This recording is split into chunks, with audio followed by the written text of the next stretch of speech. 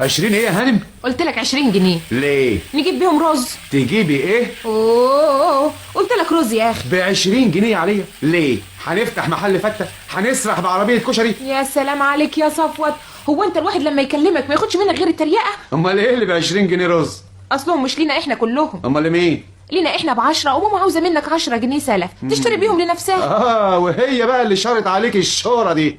ايوه، البلد فيها ازمه رز وكل ما ابعت البنت تشتري يقولوا لها مفيش. ولما مفيش منين هتجيبوا الكمية الكبيرة دي؟ ماما مش حاطه ايدها في الميه البارده زيك، فضلت تدور هنا وهنا لغايه ما لقيت واحد يريحنا ويجيب لنا اللي احنا عاوزينه. بكام؟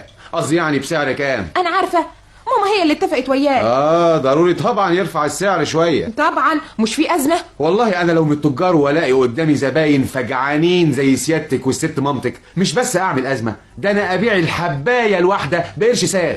قصر الكلام، هات الفلوس. فلوس ايه؟ عالي عليه، الدنيا مش هتخرب لما نقعد لنا كام يوم من غير رز. يا نهار زي بعضه يا صفوت، نقعد من غير رز ازاي؟ ليه لا؟ هو مش كله نشا؟